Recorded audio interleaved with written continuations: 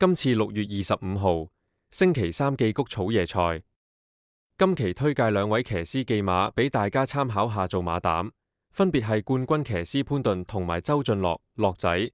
當然會提供每場兩隻配腳心水馬俾大家參考下，大家可根據自己記心水，作出相應記投注。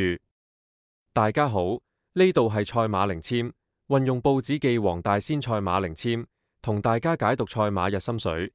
而家馬上同大家睇睇呢兩位騎師技馬先。第一場第5班1200米草地，先同大家睇零籤，報紙對應第一場記零籤係第14籤，為愛休閒多種族。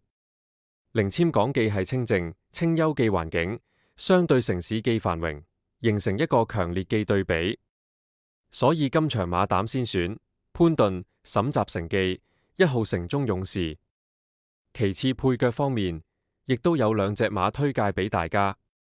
零籤為愛休閒多種族，族常被賦予君子、高潔、堅韌等象徵意義，所以就可以選4號謙謙君子。零籤中休閒清靜十分自在，所以另一隻配腳都十分明顯。再選就係呢隻7號進休自在。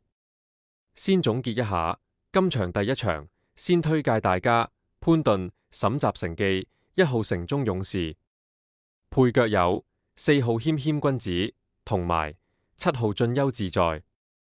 下一場第二場第4班1200米草地，先同大家睇零籤，報紙對應第二場記零籤係第9籤瑤琴一曲奏新康。零籤彈奏瑤琴清新記樂曲，講述記音樂節拍，明顯係表達呢隻馬周俊樂沈集成記5號好節拍。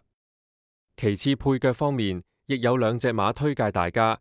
零籤講彈奏清新樂曲，亦可以表示輕快，故此以下記馬匹亦都合適，就係1號輕功猛男。